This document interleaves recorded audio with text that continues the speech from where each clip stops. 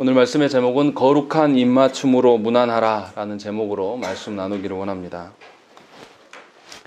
바울은 고린도 성도들이 그렇게 신임하지 않았음에도 불구하고 그리스도의 사랑으로 지금까지 고린도 성도들의 연약한 부분들을 낱낱이 그리고 소상하게 다 권면을 해왔습니다. 그리고 그러한 것들이 자신의 사랑의 방편이고 사람의 마음임을 전하면서 고린도전서를 이제 마무리하고 있습니다. 그러니까 이 오늘 본문에서는 고린도 성도들에게 마지막으로 종합적으로 지금까지 권면했던 수많은 이야기들에 대해서 종합적으로 지금 권면의 말을 전하고 마지막으로 그들에게 인사말로 고린도전서를 마무리하고 있습니다. 그런데 조금 이상한 부분이 있어요. 우리가 보통 서신서의 제일 마지막 부분에서 아니면 누군가와 헤어질 때에 우리가 마지막 인사말을 할 때 보통 무엇을 말합니까? 마지막 말은 대부분 다 축복의 말이나 아니면 강건함을 기원하는 것, 상대방이 듣기에 마음 상하지 않는 말들을 하는 것이 일반적입니다. 그런데 바울이 앞에서 지금 마지막 인사말 하기 전에 앞에서 고린도 성도들의 아픈 부분들, 바르지 않으한 부분들을 아주 노골적으로 다 드러냈단 말이죠. 그렇게 했더라도 보통 마지막으로 편지를 마무리할 때는 보통 감정을 달래주고 그들에게 하나님의 복이 임하기를 소망하면서 시험에 들지 않게 하는 것, 이것이 일반적인 편지의 마무리입니다. 그런데 바울은 놀랍게도 이상한 말을 하고 있습니다. 전혀 그런 방식을 취하지 않고 있어요. 22절 말씀 우리 한번 읽어보시죠. 22절 읽겠습니다. 시작. 만일 누구든지 그를 사랑하지 아니하면 저주를 받을지어다. 우리 주여 오시옵소서. 예, 분명 여기서 보시면 누구든지 주를 사랑하지 아니하면 저주를 받을 것이다 라고 말하면서 마지막 인사, 분명히 마지막 23절과 24절에 그리스도의 은혜가 너희와 함께 할 것이고 나의 사랑이 그리스도 안에서 너희 안에 함께 머물 것이다 라고 분명히 축복하는 말씀이 있긴 해요. 그런데 굉장히 거슬리는 저주의 말을 중간에 마지막 끝무리에 넣고 있다는 것이죠. 바울이 왜 이렇게 마지막에 저주의 말을 하고 있는 것일까? 물론 단순하게 생각하면 이렇게 생각할 수도 있겠죠. 바울이 고린도 성도들에게 고린도 교회를 개척한 사람이고 그리고 거기 교회를 어느 정도 성장케 하고 떠나갔어요. 그래서 그 교회가 자신을 알아주지 않기 때문에 개인적인 괘씸함 때문에 이렇게 말하는 것일까? 그것은 분명히 아닐 것입니다. 그렇다면 바울이 이렇게 하는 의도를 우리가 분명히 알아야 됩니다. 그렇지 않으면 바울이 지금 마지막으로 이들에게 중점적으로 권면하는 말, 마지막 말이라는 것은 앞에서 했던 말의 종합이죠. 이 종합에서 핵심적으로 말하고자 하는 바가 분명히 있다는 것입니다. 그렇기 때문에 이 저주의 말을 하고 있는 거예요. 재밌는 것은 뭐냐면 구약 성경에서도 하나님 언약을 이야기할 때 언약 앞에 순종과 불순종을 이야기합니다. 하나님 언약을 순종하면 하나님의 복을 누리게 될 것이고 하나님 언약 앞에 불순종했을 때 저주에 대한 이야기들을 구약 성경에서는 계속 반복합니다. 그런데 우리가 신명기에서도 말씀드렸던 것처럼 하나님께서 복의 말을 많이 하십니까? 저주의 말을 많이 하십니까? 저주의 말을 훨씬 압도적으로 많은 분량이 저주의 말을 차지하고 있습니다. 그러니까 성경을 읽으면서 내 만족과 내 위로를 위하여서 읽는다라면 여러분들은 여러분 스스로를 의인으로 여기는 것이고 내 만족과 내 만족이 아니라 나를 부인하고 내가 교정받아야 될 내가 죄인이다 라고 인정하는 사람은 성경을 읽으면서 도리어 하나님의 저주를 언약에 대한 저주를 발견할 수밖에 없다는 것입니다.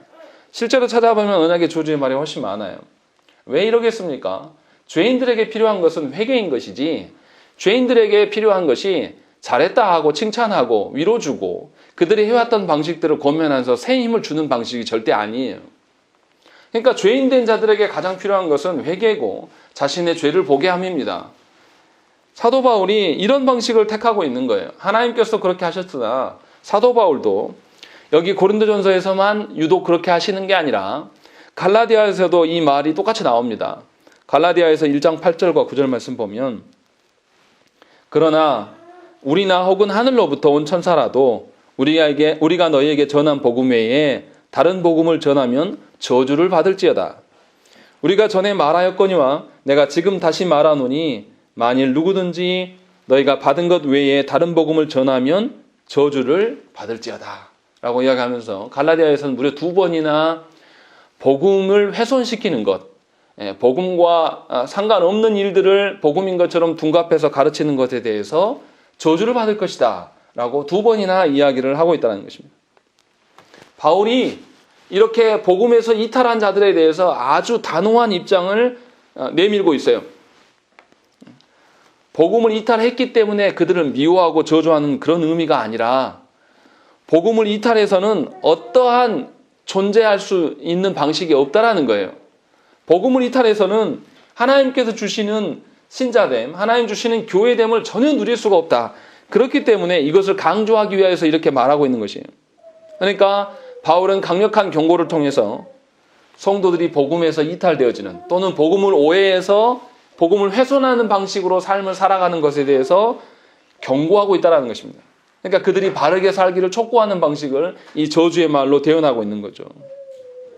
그러니까 바울이 어쩔 때 이 저주 말을 하냐면 복음에서 이탈하는 것이 합당하다라고 말하는 자들 또는 복음대로 살지 않는 자들 이런 자들을 향해서 마지막 경고를 하고 있는 것입니다. 그런데 고린도 교회를 생각을 해보세요. 얼마나 많은 일들이 있었습니까? 그들이 하나님의 자녀인 것처럼 행동하면서도 사실은 그들 안에 윤리적으로 타락한 근친상간의 일들도 있었고 또 하나님께 주신 은사에 대한 어떤 것도 주셨는데 그 은사로 삼위 하나님이 드러남이 아니라 자신의 가치를 드러내고 내가 은사 받은 사람이기 때문에 너희들보다 영적으로 탁월하다. 이런 방식으로 또한 교회 안에 싸우는 일들로 해서 얼마나 다양한 파벌들이 일어났습니까? 정말로 고린도 교회는 건강하고 하나님 보시기에 거룩한 교회라고 말하기가 참으로 어렵습니다. 그런 그들에게 정말 필요한 것은 무엇이겠습니까? 그들을 위로하고 그들이 해왔던 방식들을 격려하는 것일 수가 없다라는 것입니다.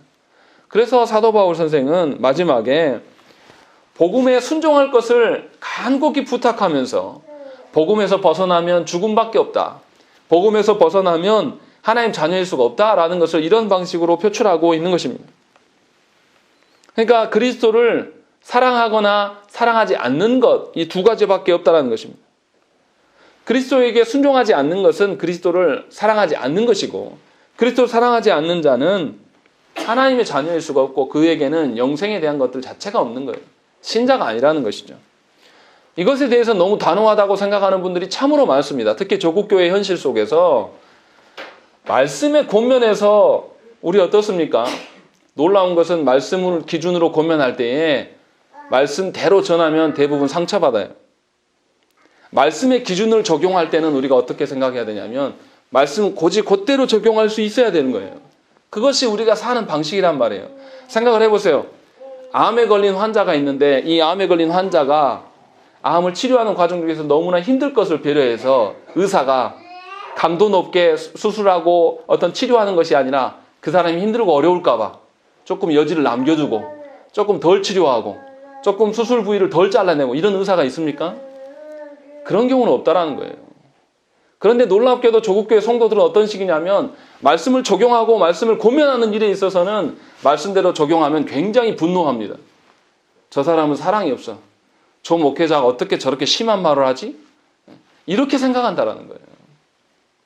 이것이 지금 사도 바울의 애타는 마음이에요. 고린도 교회도 분명히 그러했다라는 거죠. 그래서 자신이 복음을 전하고 복음대로 살아가고 교회됨이 무엇인가를 가르쳤으나 그들이 그것들을 다 훼손해버리고 그런 방식을 택하지 않는 거예요. 자신들을 알아주고 자신들을 이해하는 어떤 지도자들을 좋아하고 어떤 세상적으로 언변술이 뛰어난 다른 사람들을 그들이 따르기 시작했다는 거예요. 그렇기 때문에 바울이 지금 자기를 알아주라고 하는 것이 아니라 예수 그리스도를 벗어나서는 어떠한 생명도 있을 수 없다.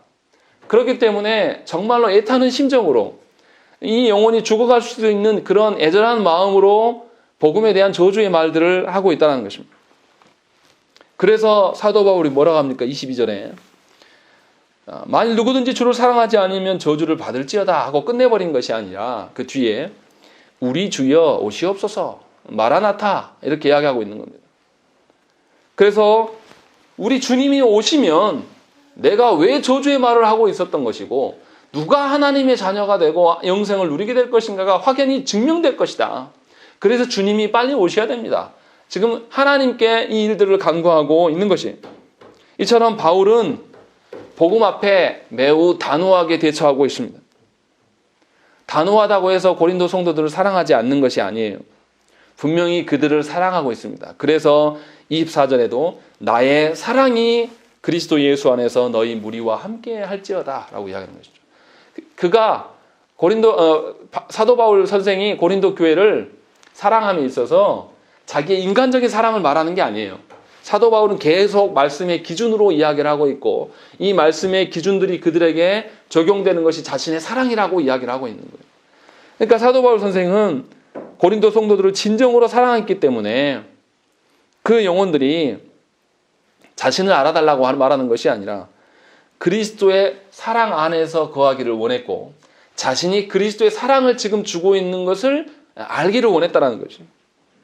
그래서 사도 바울은 복음에 대해서 아주 단호한 태도를 취할 수밖에 없는 것이에요. 단호한 태도를 취하면서 단호한 태도를 취하는 그 자체가 하나님의 사랑이다 라고 이야기를 하고 있는 것입니다. 우리는 어떻습니까? 누군가를 대할 때에 복음의 기준으로 사랑하기보다는 그냥 내 인간적으로 관계적으로 누구를 대하는 것에 굉장히 익숙한 사람들입니다. 그래서 어떻습니까? 이 사람이 바르게 가는 것보다도 나와 관계를 유지하는 것이 더 중요하다고 생각하지 않습니까? 그래서 이 사람이 바르지 않은 길로 가고 있는데도 말을 못해요.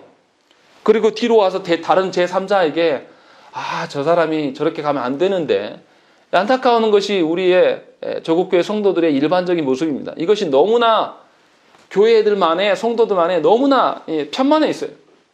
그리고 이것이 덕이라고 이야기를 포장해 버립니다.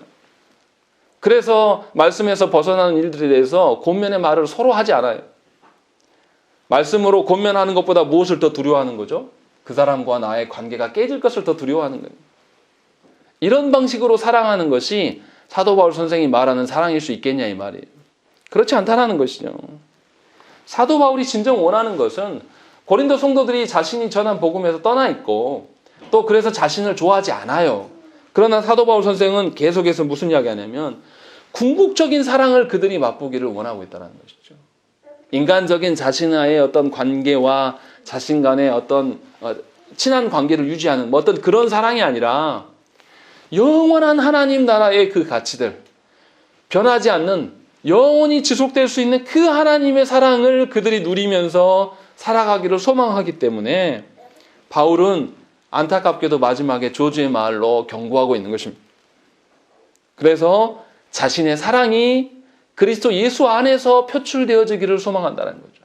자신이 아무리 고린도 성도들을 사랑해도 예수 그리스도 안에서 사랑이 드러나기를 소망한다는 거예요. 마치 제가 제 자녀를 사랑하는데 육적인 아버지의 그 사랑으로 사랑함이 아니라 예수 그리스도 안에서 사랑하기를 소망해야 된다는 거예요. 지금 그 이야기를 하고 있는 겁니다. 그래서 바울이 지금 저주의 말을 마지막에 넣고 있는 거예요. 굉장히 기분 나쁠 수 있고 굉장히 이걸로 마음이 상한 성도들이 있을 수도 있었을 거예요. 그러함에도 불구하고 바울이 줄 수 있는 사랑은 이것이다 라고 지금 전하고 있는 것입니다. 그리고 실제로 바울은 그것을 고면합니다. 13절과 14절 말씀 한번 읽어보시겠습니다. 13절과 14절 읽겠습니다. 시작. 깨어 믿음에 굳게 서서 남자답게 강건하라. 너희 모든 일을 사랑으로 행하라. 예, 여기서 두 가지를 고면하죠. 13절의 말씀과 14절 말씀. 13절에서 뭐라고 합니까? 먼저 깨어있으라고 이야기를 합니다. 어쩔 때 깨어있으라고 합니까? 세상에 어떤 기준들과 섞여 있어서 분별을 못할 때도 깨어있으라고 말할 수도 있고 또 지금처럼 어려운 시국 어떤 재난의 상황 속에 있을 때 뭐 깨어있으라고 말할 수도 있겠죠. 고린도 성도들에게 하나님의 복음의 기준들과 자신들이 살아온 기준들이 이미 섞여버렸어요. 뒤엉켜져 있는 상황이에요. 그런 상황이기 때문에 바울은 깨어있으라고 이야기하는 것이고 또 똑같은 이야기로 믿음에 굳게 서라 라고 이야기를 하는 것이죠. 너희들이 살아온 방식대로 굳게 서라는 것이 아니라 믿음 안에서 굳게 서라 라고 이야기를 하고 있는 겁니다. 그리고 남자답게 강건하라 라고 이야기를 하는 것입니다. 여기서 남자답게 강건하라는 단어는 안드리조마이라는 단어인데 이것이 어떤 남녀 차별을 이야기하는 것이 아니에요. 우리가 번역을 이렇게 해놔서 오해될 수 있는데 이런 의미가 아니라 뭔가 결정할 때 단호하고 용감하게 결정해라. 단호해라. 용감하게 결단해라. 이런 뜻이에요. 그래서 이제 그러면 무엇을 결정해야 된단 말입니까? 신앙생활은 어떻습니까? 말씀을 듣고 깨닫는 거기까지만을 말하지 않습니다. 신앙생활은 말씀을 듣고 깨달았다라면 말씀대로 살아가야 되는 거예요. 그러니까 신앙생활이라는 것은 예배드리는 이 현장 안에서, 예배당 안에서만이 신앙생활이 아니라 여기서 선포된 말씀의 기준으로 세상을 살아가야 돼요. 그러니까 나의 삶의 전반이 신앙생활이에요. 내가 먹는 것, 아까 소요리 공부 시간에도 이야기했지만 먹는 것, 또 잠자는 것, 쉬는 것, 누군가 사람들과 만나서 대화할 때 다 모든 것들이 다 신앙생활이라는 거예요. 그런데 고린도 성도들은 말씀의 기준이 아닌 그 시대에 통용되고 있는 어떤 일반적인 원리들을 따라서 신앙생활을 해나갔습니다. 그래서 하나님께 제물을 바치는 문제도 어떻게 생각했냐면 이방 종교에서 제물을 바치는 방식으로 이해했어요. 마치 우리가 예수 믿는 것을 다른 종교 믿는 것처럼 하나님이 마치 수호신인 것처럼 내가 얼마를 하나님께 드리고 내 간절함으로 기도하면 하나님께서 내 욕망을 채워주는 그런 신으로 오해하는 분들이 참으로 많은데요. 그런 방식이 아니라는 거죠.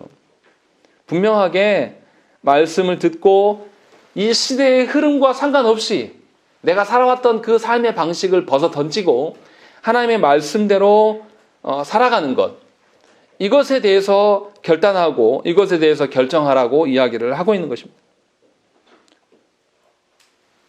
성도들이 어떻습니까? 고린도 교회 성도들이 복음의 기준이 아닌 다른 것들을 이들이 사모했어요. 그래서 어떻습니까?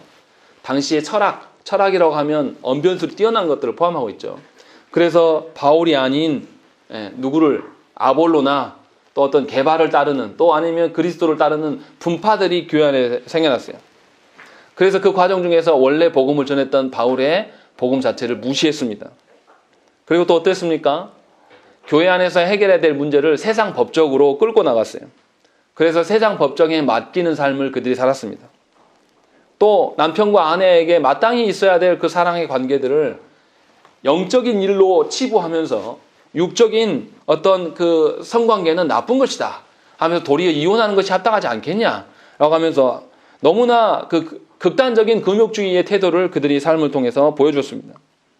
또 어떻습니까? 신앙을 지식이 많고 적음으로 그들이 분별하게 됐고 그래서 그 지식의 기준으로 무지한 자들을 학대했습니다. 또 주의 만찬에서도 어떻게 했어요? 높은 자리와 낮은 자리를 만들어서 부자들이 많은 재물들을 가져와서 그 예찬에 내놓으니까 부자들이 먼저 먹게 되고 가난한 자들은 나중에 먹다 남은 것을 먹으니까 나중에 배고픈 사람들이 생겨나는 이런 방식으로 성찬을 남용했다는 것이죠. 또 고린도 교회 성도들이 모이고 예배드리는 이 종교 행위는 열심히 했지만 정말로 복음의 가치를 드러내고 복음의 비친 자처럼 세상에서 예수 그리스도를 드러내는 삶을 살지는 않았다는 것입니다. 이것이 고린도 전반에 드러난 그들의 문제였어요. 다시 말하면 그들이 복음 앞에 깨어있지 않았단 말이에요. 복음의 기준으로 자기를 적용하고 자기를 살아가려고 한 것이 아니라 복음을 듣긴 듣지만 내 삶으로 돌아가서는 이 복음을 던져버리는 거예요. 왜냐하면 복음을 적용하는데 단호하지 않거든요. 단호한 것에 대해서 오히려 더 사랑이 없다 그러고 단호한 자를 더 존중히 여기는 것이 아니라 저렇게 살아가는 것이 인생에 사는 것이 아니야. 아직 사회를 몰라서 그래. 이런 식으로 우리가 흔히 말하는 방식대로 복음을 계속 흐리게 만들었다는 거죠. 이러한 이들에게 사도 바울 선생은 복음 앞에 단호할 것을 계속 권면하고 있는 것입니다. 믿음의 기준이 아니라면 결정하지 말라라는 것이고 믿음을 떠나서 사람들의 눈이나 사람들의 입술, 말을 두려워하지 말라라고 지금 바울 선생은 이야기를 하고 있는 거예요. 그래서 이 말씀이 고린도 교회인들만 포함된 것이 아니라 우리도 마찬가지예요. 복음의 기준으로 우리가 정말 단호하게 살아갑니까? 말씀을 듣고 그 말씀의 가치대로 모든 것이 시행되지 않음에 대해서 이상하게 여기고 어떻게 하면 말씀을 적용할 것인가, 어떻게 하면 말씀대로 내가 살아갈 수 있을까를 놓고 여러분들이 고민하고 그 고민하는 것을 가지고 하나님께 기도하고 정말 살아가고 있습니까? 그렇지 않아요. 대부분 다 복음 앞에서는 부드러워지기를 원해요. 복음의 기준은 약간 변동을 해도 된다, 이렇게 생각하는 것이에요. 그리고 언제는 단호합니까? 다른 사람들을 평가하고 누군가를 정죄할 때는 아주 단호합니다. 어떻게 목사가 저래? 어떻게 장로가 저래? 어떻게 교회 중직자가 저래? 어떻게 국가에서 이럴 수 있어? 뭔가 어떤 것이 사실이고 어떤 것이 주장인지 구별하지 않으면서 그런 일들에서는 아주 단호하게 결정을 내려버립니다. 그래서 한번 낙인 찍히면 교회 안에서 살아남기가 힘들어요. 한번 관계가 무너지면 그 사람을 용서하지 않습니다. 무엇에서 단호해야 되겠습니까? 복음을 나에게 적용하는 데 있어서 이미 단호했어야 돼요. 그렇다면 내가 그 복음을 지킬 수 없는 존재이고 성령 하나님의 도우심이 없으면 내가 복음을 하나도 맛볼 수 없는 존재라는 것을 알게 되면 타인에 대해서 어떻습니까? 관용할 수 있어요. 나뿐만 아니라 저분도 죄인이구나. 하나님의 도우심이 잠깐 있다가 없어져 버리면 아무리 목사라 그래도 타락할 수밖에 없구나 라는 걸 보면서 하나님 저 영혼을 불쌍히 여겨주십시오 라고 오히려 그들에게 부드럽게 할 수가 있는 거예요. 근데 우리는 복음의 기준 앞에서 적용하는 것에 더디기 때문에 복음에 그 적용하는 데서 느슨해져 버리기 때문에 하나님의 죄인이지 않습니다. 하나님의 죄인이지 않는 사람은 하나님의 은혜를, 하나님의 사랑을 공급받은 적이 없어요. 그러니까 남에 대해서는 아주 날카롭게 비판할 수가 있는 것입니다. 그러나 분명하게 우리가 알아야 됩니다. 이 두 가지를 혼동을 가지시면 안 돼요. 다른 사람들을 평가하는 것과 복음을 나에게 적용하는 것에 있어서 분명히 다른 겁니다. 다른 기준이 있어야 된다는 것이죠. 이것이 섞어져 버리면 신앙생활의 전반에 큰 문제가 생긴다는 것이죠. 상황에 따라서 말씀이 낮춰지기도 하고 말씀이 강화되는 그런 구조 가운데 놓이는 거예요. 한국교회를 보십시오.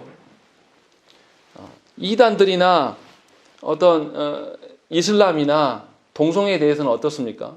얼마나 죄 이야기가, 거기에서는 죄의 기준이 굉장히 높아요.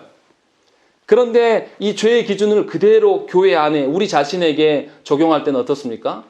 현저하게 낮습니다. 아예 적용하지 않아요. 우리는 의인이라고 생각하는 것이죠.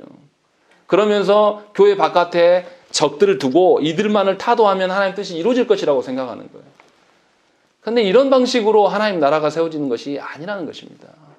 이것에 늘 익숙해 있으니까 지금 정부에서 모이는 일에 대해서 조금 여지를 둬라, 예배 드리는 것에 좀 조심하십시오라고 하는 것을 종교 탄압이라고 이야기를 하는 거죠. 우리가 잘 분별해야 됩니다. 이것이 두 개가 구분이 안 되니까 말씀을 나에게 적용하는 것과 타인을 정죄하는 것에 대해서 이게 혼선이 가져오게 되니까 신앙생활의 전반이 흐트러지는 거예요. 고린도 교회가 지금 그렇게 되었다라는 것이죠. 바울은 이것을 진단하고 있는 것입니다. 그래서 마지막으로 권면의 말이 분명하게 복음을 단호하게 용감하게 적용하라. 그래서 13절의 말씀을 하고 있는 것입니다. 그리고 13절 말씀만 하는 것이 아니라 14절 말씀이 뭐라고 합니까? 너희 모든 일을 사랑으로 행하라 라고 이야기를 하고 있는 것입니다. 바울은 단호함만을 강조하지 않습니다. 분명히 모든 일에 있어서 사랑으로 행하라고 권면하고 있습니다. 고린도 성도들은 복음이 아닌 자신들의 기준 앞에서는 아주 단호했습니다. 그래서 교회 안에 근친상간의 일이 있어도 어느 누구도 그를 권면하고 회개케 하지 않았습니다. 그냥 내버려 뒀습니다. 또 파당을 짓는 일, 어떤 사람을 중심으로 교회 안에 분파가 나눠져요. 그런 일에 대해서도 아주 관용했습니다. 그러니까 그 파당 짓는 일이 계속 존재하는 것이죠. 사도 바울이 그 교회에 있지 않고 멀리 떨어져 지냈는데 사도 바울의 귀에 들어갈 정도로 그 일들이 심각했다는 것이죠.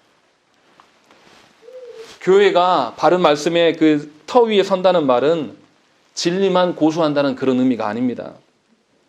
아무리 말씀과 은사와 교회의 직분에 있어서 바르게 한다고 해도 영혼을 사랑하지 않으면, 형제 사랑에서 그 일들이 출발되지 않으면 메마른 교조주의가 될 수밖에 없습니다. 늘 영혼들이 죽어 나자빠지고 교리의 기준과 신앙 고백의 기준으로 모든 사람들을 비판하는 일들만 세워진다는 것이죠. 그렇게 되면 영혼을 살리는 것이 아니라 영혼을 죽이는 일을 행하는 것밖에 되지 않는다는 것입니다. 예수님은 말씀 앞에 매우 단호하셨습니다. 복음을 훼손하는 일에 대해서는 단호하게 거부하시고 그들에게 타협하지 않고 저주까지 하셨어요. 그런데 예수님은 그것만 하신 게 아니에요. 목자 없어서 알지 못해서 깨닫지 못해서 헤매이는 자들을 주님은 매우 긍휼히 여기셨습니다. 그래서 그들의 필요를 채워주시고 그들에게 하나님 나라의 질서를 알려주기를 원하셨다는 것이죠. 영혼을 긍휼히 여기는 마음 없이 단호함만을 강조해서는 안 됩니다. 모든 말씀의 적용은 영혼을 긍휼히 여기는 마음이 전제돼야 됩니다. 그 영혼을 사랑하지 않으면서 말씀을 적용할 수 있을까요? 불가능합니다. 신자가 말씀을 듣고 행함에 있어서 반드시 두 가지를 고려해야 합니다. 말씀의 기준 앞에서 남자답게 아주 단호함이 필요해요. 그 말씀에 적용함에 있어서 나에게 아주 단호하게 말씀대로 나에게 적용해야 될 그 용감함이 필요하고, 또 동시에 그 말씀대로 따라 살아가는 일들, 또 영혼들과 함께 살아가는 일들에서 어떻습니까? 여성스럽게 보살피고 또 세심하게 살펴야 될 그 사랑이 동반되어야 된다는 것이죠. 이 두 가지를 바울은 고린도 성도들에게 권면하고 있는 것입니다. 그래서 모든 고린도 성도들이 스스로 자신을 살피기를 원했다라는 거죠. 말씀의 기준이 오래 지속되지 않는 분들은 진리의 말씀을 더 알아야 되고 그 말씀을 적용하는 일에 열심을 내야 돼요. 오늘 말씀을 들었는데 내가 이 말씀을 듣고 나가서 살아가는데 누가 나를 괴롭히면 말씀을 바로 던져버리는 그런 분들, 지속성이 없는 신앙생활을 하는 분들은 더더욱 말씀 앞에 냉철함을 겸비하기를 하나님께 구해야 됩니다. 또 말씀은 잘 아는데 내 안에 사랑이 없고 내 안에 그 말씀에 사랑이 드러나지 않는 분들은 형제 사랑하기 위해서 하나님께 간구해야 됩니다. 그렇지 않으면 하나님이 주시는 합당한 열매들이 우리 안에 드러나지 않는 거예요. 한쪽으로 기울 수밖에 없다는 것이죠. 이런 거죠. 왜 우리가 말씀과 기도가 교회 안에 함께 가야 됩니까? 말씀을 많이 알고 많이 알면 이 기준으로 영혼을 판단하는 일만 서는 게 아니라 이 영혼을 사랑할 수 있는 방편을 찾아야 돼요. 사랑하는 것은 우리 힘으로 안 되기 때문에 하나님께 기도해야 되는 것입니다. 그래서 말씀에 열심인 분들은 기도에 힘써야 되고, 말씀에 대해서 모르고 기도만 하는 분들은 말씀으로 좀 알고 기도를 하셔야 된다는 것이죠. 그래서 이 기준들이 우리 가운데 있어야 된다는 것이에요. 그렇지 않으면 한쪽으로 기울여버리면, 말씀에만 너무 기울인다든지 기도에만 너무 치우쳐버리면 영혼을 살리는 것이 아니라 죽이는 결과를 가져오는 거예요. 조국 교회가 그렇게 돼버렸어요. 조국 교회 안에 말씀의 기준이 없습니다. 그냥 종교 행위만 난무한 거예요. 서로 부드럽게 대해주고 서로에 대해서 얼마나 처지 이해하고 이런 사랑들은 알겠어요. 그리고 인간적인 어떤 그 문제 해결하기 위해서 기도하고 기도하는 열심들 정말 존경합니다. 그런데 말씀의 기준 자체가 없기 때문에 이것이 하나님의 기준에 벗어나는 일인지 아닌지 분별이 없어요. 우리가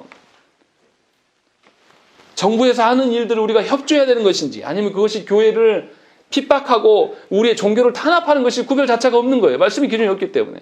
더 아픈 일이 무엇입니까? 교회가 예배의 기준이 통일되지 않아요. 예배의 기준이 목사님들마다 다 다릅니다. 하나님께서 말씀 안에서 예배의 기준이 무엇인가가 최소한 장로교라면 예배의 기준이 어떤 것인지 정해져 있어요. 그런데도 놀랍게도 우리가 예배가 정의되지 않아요. 그러니까 이 교회 예배 드리고 안 드리는 문제로 교회가 싸우는 거예요. 어떻게 예수 믿는 사람들이 예배에 대한 정의 자체가 틀립니까? 이것이 우리의 현실이에요. 예배에 대한 기준 정의가 다르니까 어떤 사람은 죽어도 우리가 코로나 걸려서 다 죽어 나자빠져도 예배를 드려야 된다고 주장하는 분들이 있고, 또 극단적으로 우리가 정부에서 하는 일에 협조해야 되기 때문에 예배 자체 드릴 필요 없다. 아무 데서나 예배 드려도 된다. 공예배에 대한 개념 자체가 없는 거죠. 이 양 극단이 지금 조국교회 안에 범람해 있는 거예요. 그러니까 교회가 하나된 이야기를 세상에서 드러내지 못해요. 예배에 대한 개념을 바르게 가르치고 이 기준에 있어서 교회는 어떻게 행해야 될 것이고 교회는 어떻게 세상의 어떤 정치자들에게 어떻게 협조하고 솔선수범을 어떻게 선언해 나갈 것인가를 먼저 선언했더라면 얼마나 세상에 존경을 받고 신천지하고는 완전히 다른 종교구나. 완전히 다른 존재구나 알 수 있었을 거 아닙니까? 하나님이 주신 좋은 기회가 있었음에도 불구하고 우리 안에 이러한 말씀에 대한 엄격함이 없기 때문에 하나를 이룰 수가 없는 거예요. 그래서 통일되지가 않습니다. 교회가 다 제각각인 것이죠. 이제 언론들을 다 알아버렸어요. 교회가 예배에 대한 정의가 전부 다르구나. 그래서 우리를 우습게 보는 거예요. 하나님의 어떠함 속에서 우리가 서 있는 자들임에도 불구하고 말씀의 단호함이 현저히 부족하다는 것이죠. 분명히 저와 여러분들이 깨달아 아셔야 되는 것입니다. 바울은 그래서 뒤 이어서 15절부터 무슨 이야기 하냐면 이 말씀의 엄격한 기준과 형제 사랑에 대한 이 모든 것을 갖고 있는 자들을 샘플로 예를 들어서 소개합니다. 15절에 보면 스데바나가 나와요. 스데바나를 어떤 사람으로 소개합니까? 15절 말씀을 읽겠습니다. 시작. 형제들아, 스데바나의 집은 곧 아가야의 첫 열매요. 또 성도 섬기기로 작정한 줄을 너희가 아는지라. 내가 너희를 원하노니. 15절의 말씀 보면 스데바나에 대해서 두 가지를 이야기합니다. 첫 번째는 아가야의 첫 열매다. 그리고 두 번째는 성도 섬기기를 작정하였다라고 되어 있는 것이죠. 아가야의 첫 열매라는 의미가 뭡니까? 예수 믿을 때 어떻습니까? 처음 예수를 믿는 사람의 고통은 정말 큽니다. 우리 지금은 많이 완화됐지만 유교 문화와 또 샤머니즘적인 생각들이 이 한국 사회에 전반적으로 찌들려 있는 시대 때 그 가정에서 처음 예수 믿는 사람들, 그 지역에서 처음 예수 믿는 사람들이 얼마나 핍박을 당했습니까? 얼마나 예배드리기 위해서 얼마나 많은 고초를 겪어야 되겠습니까? 저희 집안 이야기에서 좀 그렇지만 저희 외할머니가 예수 그 가정에서 처음 믿었어요. 그러니까 주일날 예배드리러 가려면 거기서 4km를 뛰어가셔야 돼요. 근데 또 점심시간에 돌아와서 시아버지 밥 차려드려야 되거든요. 그러니까 밤매는 차림으로 나가요. 옷을 하나 딱 나가셨대요. 들고. 그래서 예배당 안 늦으려고 죽어라고 달리는 거예요. 딸 손 잡고. 땀 뻘뻘 흘린 상태로 기진맥진한 상태로 예배를 드리고 또 밥 차려드리니까 뛰어왔다라고. 그런데 그 뛰어오는 길이 그렇게 아름다웠다고 그런 고백하시는 걸 들은 적이 있습니다. 첫 예수 믿는 사람은 감수해야 될 것이 굉장히 많습니다. 자기가 살아왔던 방식들을 다 모조리 거부해야 돼요. 그 샘플이 제사 같은 것이 그러지 않습니까? 유교 문화권에 있는 사람들 중에서 자녀가 예수 믿게 되면 부모들이 뭔 걱정합니까? 내 제사밥은 누가 차려주냐? 그러면서 굉장히 거부합니다. 그런 것들을 이겨내고 제사 드리는 현장에서 남들은 다 잘하는데 본인은 거기서 하나님 붙들고 고초를 당해야 될 것들이 이 첫 예수 믿는 사람들이 경험해야 될 일들이에요. 아마도 스데바나의 집도 마찬가지였을 것입니다. 완전히 이교도인 사회에서 예수를 믿는 어떤 새로운 방식으로 삶을 살아가야 되니까 그가 겪어야 될 것들은 단호함이 있었어야 돼요. 복음에 하나님께서 가르쳐주신 이 기준이 나의 살아가는 방식이다. 내가 기준이 살아왔던 우리 사회에서 여전히 존재하고 있는 이 통용되는 질서들을 벗어 던지고 예수 믿는 그 방식대로 내가 살지 않으면 신앙이 존재할 수가 없는 거예요. 그러니까 예수 처음 믿는 사람은 고통과 핍박이 심했지만 말씀에 대한 단호함도 아주 강력했을 것입니다. 하나님께서 그 은혜를 그에게 주었을 거란 말이에요. 그래서 스데바나의 집이 예수 믿게, 왜 스데바나라고 하지 않고 스데바나의 집이라고 이야기를 하겠습니까? 아마도 추정컨대 뒤에 19절 말씀도 보면 아시아 교회들이 너에게 문안하고 아굴라와 브리스가와 그 집에 있는 교회가 주 안에서 너에게 간절히 문안한다 라는 것이죠. 이 개인 집에서 먼저 첫 믿은 사람이 개인 집에서 예배의 처소를 허락해 줬을 거예요. 그러면 주변의 이웃들에게 얼마나 지탄을 받았겠습니까? 생전 듣도 보도 못한 어떤 종교가 들어와서 그 집에서 모여요. 그러면 친하게 지었던 이웃들이 다 이상하게 보고 등을 돌렸을 거란 말이에요. 스데바나의 집도 그 일을 겪었을 거란 말이죠. 그래서 그러나 그 말씀에 대한 복음에 대한 단호함을 갖고 자신의 집에 예배의 처소로 내어주고 거기에서 교회가 세워지는 일들이 협력했어요. 그러한 단호함이 스데바나에게 있었기 때문에 이 아가야의 첫 열매다라고 사도 바울이 강조하고 있는 거예요. 그리고 또 이어지는 것이 뭡니까? 성도 섬기기로 작정하였다라는 것이죠. 스데바나가 분명히 유력한 자였을 것입니다. 스데바나의 집에서 예배를 모이고 뭔가 사람들을 베풀 수 있는 사람이면 부유하거나 어떤 힘이 있는 사람이에요. 근데 그 사람이 성도 섬기기로 작정했다. 성도라고 말하는 것은 신분 여하를 막론하고 예수 믿는 모든 사람들을 섬기기로, 자기가 종이 되기로 작정을 한 거예요. 영원 사랑이 그 안에 있었다라는 거예요. 이러한 사람들이 너희들 가운데 샘플로 있다라고 말하면서 사도 바울 선생은 이야기를 하고 있고, 그 사람들만이 아니라 또 17절에 보면 스데바나와 부드나더와 아가이고가 온 것을 기뻐하였다라고 있는 것이죠. 이러한 것이 사도 바울의 기쁨이고 이러한 것이 하나님의 만족이다. 지금 이 이야기를 하고 있는 것입니다. 그래서 어떻습니까? 그런 사람들의 가진 신앙의 양태를 바라보면서 너희가 그들 앞에서 16절에 모든 사람에게 순종하라 라고 이야기를 하고 있는 것이죠. 이러한 방식으로 신앙생활을 하는 사람들, 말씀에 대한 단호함과 영혼 사랑으로 균형을 잡히 있는 신앙생활 사람들의 그 사역 앞에서 너희들이 순종하면서 함께 동역해라. 지금 이것을 고면하고 있는 것입니다.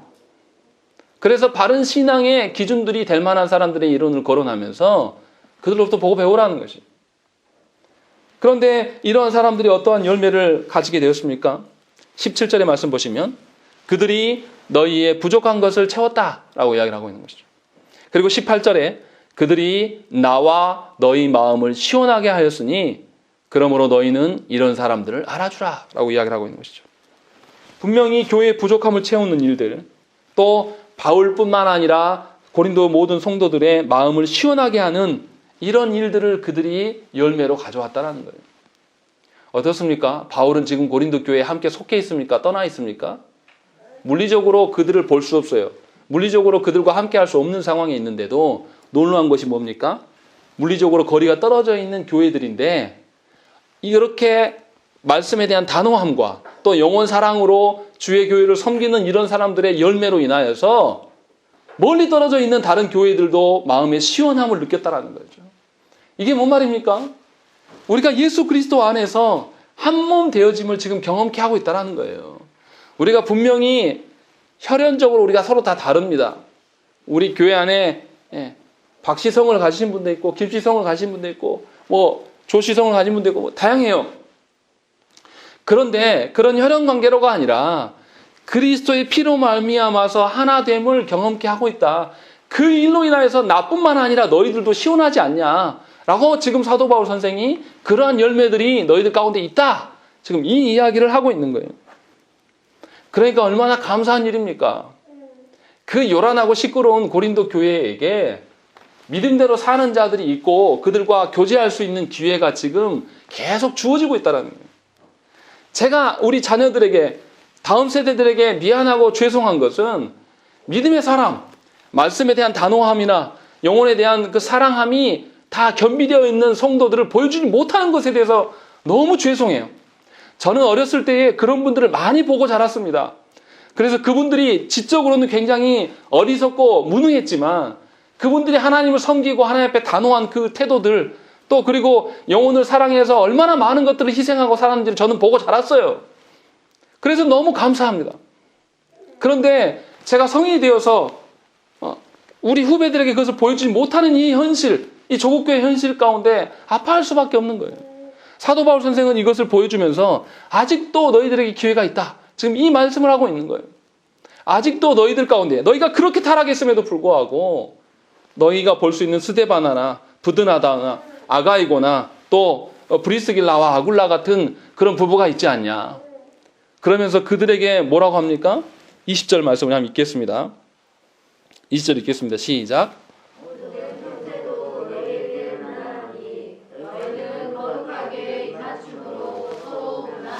예, 이런 형제들과 함께 교제해라. 이런 형제들과 함께 서로 무난하고 서로를 살펴라. 지금 이 권면을 하고 있는 거예요. 얼마나 사도 바울이 안정적이고 정말로 지속할 수 있는 신앙에 대해서 고민하고 있습니까? 그냥 나는 떠나니 너희들 알아서 해라가 아니라 그들이 함께 바른 신앙생활을 할 수 있는 자들을 연계해 주면서 그들과 성도의 교제가 이루어질 수 있는 것들까지도 제공하고 있는 거예요. 그러면서 결정적으로 뭐라고 합니까? 무엇으로 서로 무난하라고 합니까? 거룩한 입맞춤으로 서로 무난하라 라고 이야기하는 것입니다. 여기에 말씀의 핵심이 다 있어요. 거룩하다는 것이 뭡니까? 하나님의 말씀의 기준으로 있을 때 거룩한 거예요. 하나님의 말씀에 대한 엄격함과 하나님의 말씀에 대한 단호함을 거룩한이라는 한 단어에 들어뒀어요. 그리고 입맞춤하라. 누구랑 입맞춤합니까? 사랑이 없이 입맞춤이 됩니까? 그 상대방의 지금 현재적인 상황과 뭐 그들의 어떤 것들을 알 때에 입맞춤할 수 있는 거잖아요. 영혼 사랑에 대한 이야기를 다 이야기하고 있는 거죠. 그래서 거룩한 입맞춤으로 서로 무난하는 것이 너희들이 살아갈 방식이다. 그것이 너희에게 내가 주는 마지막 당부의 말이다.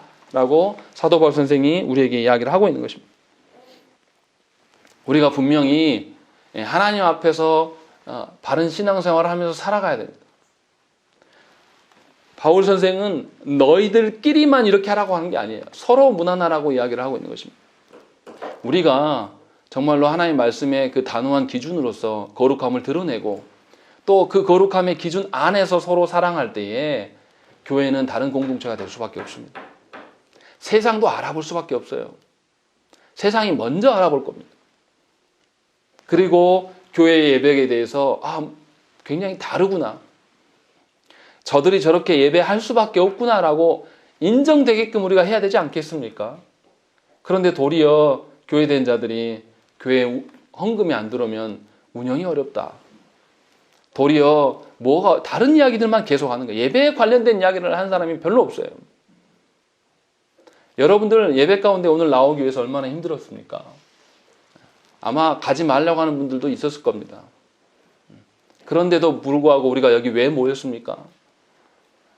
하나님의 일하심과 하나님이 우리를 존재케 하심을 믿고 있기 때문에 우리가 여기 모이지 않았습니까? 그러면 우리가 앞으로도 이 하나님의 말씀의 기준대로 살아가십시다. 하나님 우리를 결코 해하거나 우리에게 악하게 대하시는 분이 아니에요. 우리가 현재적으로 어려울 수 있어요.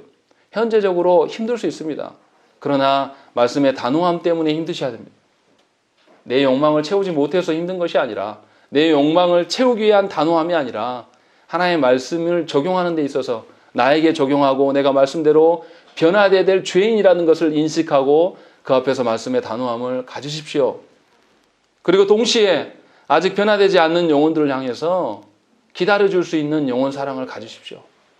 내가 말씀의 기준대로 살려고 하면 누가 나를 건드립니까? 나의 가장 가까운 사람이 나를 건드려요. 그러면 말씀의 기준을 지키기 위해서 그 사람에게까지 단호하시면 안 돼요. 아직 말씀을 깨닫지 못하는 그 사람에게 예수 그리스도께서 하신 것처럼 긍휼히 여기는 마음을 갖고 내 사랑이 아닌 예수 그리스도의 사랑을 전달하는 자들로 여러분들이 서셔야 됩니다. 그럴 때 하나님은 우리 안에 놀라운 그 기쁨의 열매를 주실 거예요. 사도 바울이 말하는 마음을 시원하게 하는 일들이 우리에게 있어지기를 소망하셔야 됩니다. 하나님은 분명히 그렇게 일하시고 분명히 하나님은 조국교회를 세워가실 것입니다. 바라옵기는 조국교회가 다시 세워져 갈 때에 이단으로 떠나갔던 자들이 돌아오게 될 것이고 그들과 함께 한 몸을 이루면서 다시금 하나님 나라를 세워가는 일에 바로 여러분들이 서셔야 됩니다. 그 일들 앞에 우리가 헌신돼야 돼요. 그리고 그 일들을 소망하면서 오늘을 사셔야 된다는 것이죠. 지금의 시국에 쪼들려서 뭔가 우리가 죄진 것처럼 살아가는 그런 방식이 아니라 하나님께서 기회를 삼아주고 계시고 우리를 쓰시기를 간절히 원하심을 바라보면서 말씀의 단호함과 영혼의 사랑함을 잃어버리지 않는 저와 여러분 되시기를 간절히 축원합니다. 우리 함께 기도하겠습니다.